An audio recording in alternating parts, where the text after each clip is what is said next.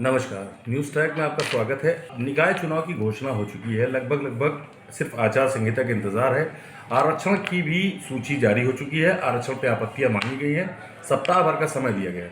तमाम दावेदार सामने धीरे धीरे से आ रहे हैं। भारतीय जनता पार्टी खासतौर से बात करें तो चूंकि सत्ता पक्ष में है, प्रदेश में सरकार है, ऐसे में सबकी निगाहें जो लगी हुई हैं भारतीय जनता पार्टी के ऊपर है।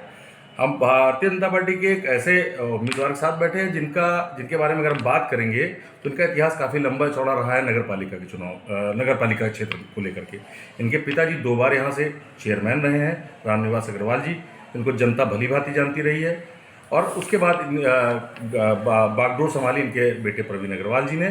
प्रवीण अग्रवाल जी भी यहाँ से 2006 से 12 तक चेयरमैन रहे।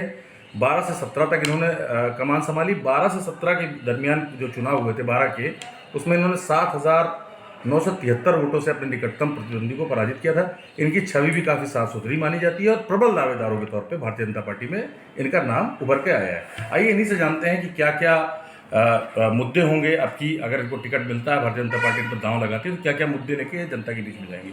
प्रवीण अग्रवाल जी, आपका स्वागत है। पहले तो इस विषय में बात करेंगे कि भारतीय जनता पार्टी से कितनी उम्मीदें भी आपको है कि क्या टिकट आपका लगभग तय माना जाए, या अभी आप लाइन में हैं? अभी तक तो ये था, जब तक आरक्षण की सूची जारी नहीं हुई थी, क्योंकि सामान्य वर्ग से हम आते हैं, तो तरह तरह की बातें थी कि सीट आरक्षित भी हो सकती है। लेकिन ईश्वर की कृपा से और आंकड़ों के आधार पर सीट हमारी अनारक्षित है, जनरल है, जिसमें उस समय सभी लोग अपना दावा रख सकते हैं। और चूँकि 2006 से लेकर 2017 तक भारतीय जनता पार्टी ने 2 बार उसको अपने संबल से लड़ाकर मौका दिया। अब विपरीत परिस्थिति में पहली बार बसपा की सरकार ने भारतीय जनता पार्टी से लड़कर 360 वोट से जीता।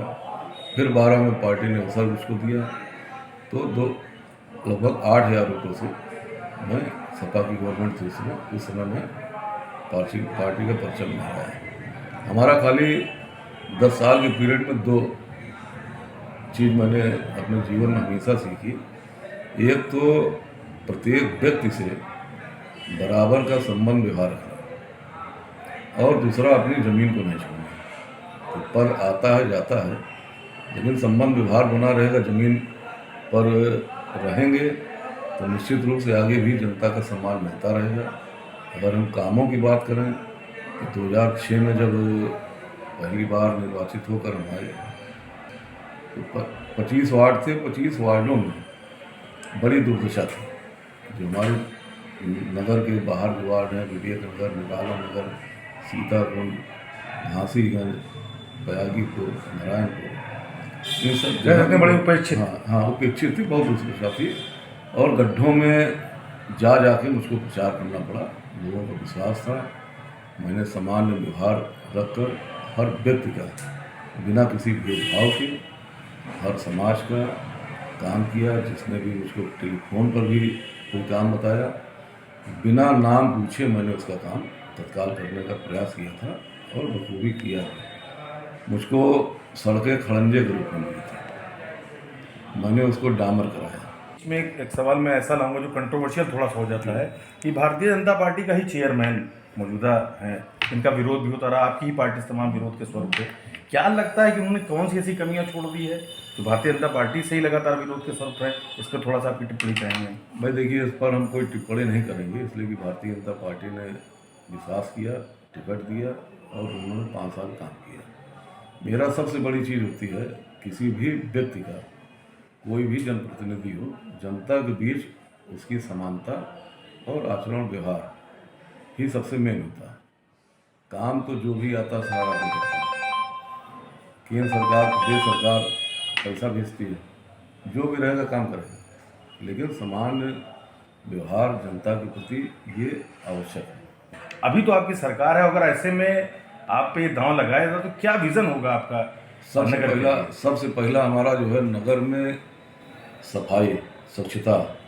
जो आदरणीय प्रधानमंत्री नरेंद्र मोदी जी 2014 में प्रधानमंत्री बनने के बाद लाल किले की प्राचीर से उन्होंने किया था, उस समय भी मैं चेयरमैन था। सफाई पर मेरा विशेष फोकस था। पुनः पार्टी मौका देगी, जनता का आशीर्वाद मिलेगा, तो सबसे प्राथमिकता हमारी सफाई पेयजल और स्ट्रीट लाइट, जो 3 मूलभूत समस्याएं हैं। कि हम सामान्य इसको- सीट होने के बाद जी, जी। दावेदारों की संख्या भी बढ़ गई है। अब इसको तो हम कहेंगे कि सीट समान हो गई है, तो समान वर्ग के ही व्यक्ति को लड़ाना चाहिए, इसलिए कि संविधान ने आरक्षण की व्यवस्था दी है और जनरल पे सबको अधिकार है मांगने का, लेकिन समान वर्ग का व्यक्ति SC BC आरक्षित सीट पे नहीं ले सकता। इसलिए प्राथमिकता के तौर पे अगर सीट समान है, आपके पास जिताऊ कैंडिडेट है, आपको विश्वास है, तो प्राथमिकता उसी को देना चाहिए। और मुझको पूरा विश्वास है कि हमारे कामों के आधार पे, और सबसे बड़ी चीज़ जो आज हमारे क्षेत्र की, नगर की जनता हमारे ऊपर पूरा विश्वास करके और एक बार पुनः मुझको चाहती है, यह बात हमारी पार्टी भी इसको देख रही है, समझ रही है।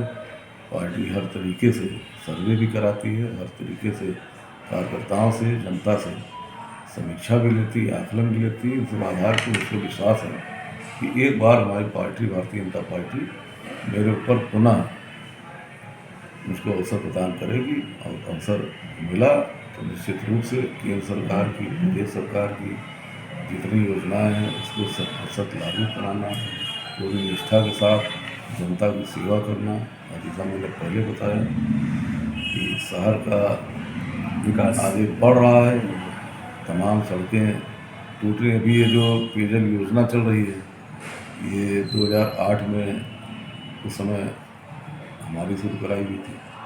दुर्भाग्य है कि जल निगम के द्वारा पूरी नहीं की गई। सड़कों को तोड़ा जा रहा है। सड़कों को तोड़ा जा रहा है, सारी चीज सड़कें तो टूटती हैं, बनती रहती हैं, लेकिन आदमी प्राथमिकता आपकी को होगी स्वच्छ स्वच्छ वातावरण मिला है। पार्क जितने आप सुल्तानपुर में देख लीजिए, सारे पार्कों का हमने विकास कराया। आज धौलपुर राजस्थान के पत्थर से पार्क सजे हुए हैं, अंदर इंटरलॉकिंग हमने लगाया।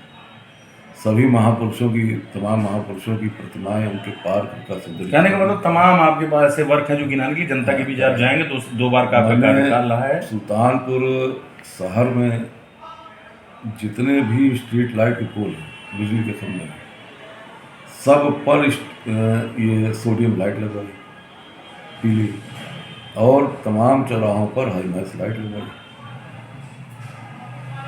जिससे शहर अगर शाम को देख लीजिए तो आसमान में आप सर उठा के देखिए तो चारों तरफ पीला पीला एकदम प्रकाश दिखता था। हिंदुत्व वाला चेहरे के तौर पे नगर की जनता देखती है। ऐसे में आपका विजन क्या रहेगा कि क्या भारतीय जनता पार्टी पिछले बीते चुनाव, गुजरात के चुनाव में मोदी जी ने भी दिल्ली के कार्यालय से ही कहा था कि हम सभी वर्गों को, समाज के जो लोगों को जोड़ करके चलना चाहते हैं। ऐसे में आप पे फिर से एक बार दायित्व आएगा, क्योंकि आपको सॉफ्ट हिंदुत्व का नेता माना जाता है। वही मेरा पहले भी कॉन्सेप्ट था कि नगर पालिका की कुर्सी पर अगर आप बैठ गए तो आपके लिए सब है। जैसा कि प्रधानमंत्री जी करते हैं, जैसा कि योगी जी करते हैं। हिंदुत्व एक अलग चीज़ है कि हम हिंदू हैं, हिंदुत्व पर के लिए जो भी करना हो वो अलग है, लेकिन यह कुर्सी किसी भी प्रकार से ये नहीं बताती कि हमको किसी भी प्रकार से जात पात का भेदभाव करके हम काम करें। और इस चीज़ को भी मैंने अपने कार्यकाल में, चाहे हिंदू त्यौहार हो, मुसलमान त्यौहार हो, सिख ईसाई त्यौहार हो, सब में बराबर समानता के साथ जिसकी जो आवश्यकता रही उस अनुसार मैंने काम किया।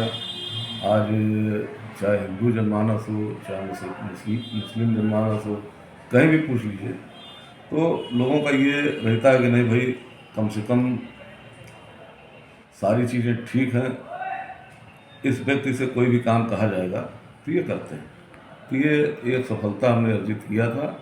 और बाकी देश में रहने वाला प्रत्येक नागरिक किसी भी धर्म और समाज का है, जो देश हित की बात करे, जो देश में रहकर देश के विकास की बात करे, वो सारा देशवासी है, भारतवासी है। पार्टी का आशीर्वाद मिला, जनता का आशीर्वाद मिला, तो बहुत सारी चीज़ें हैं जो नए तरीके से नहीं कर पाए उसको भी करेंगे।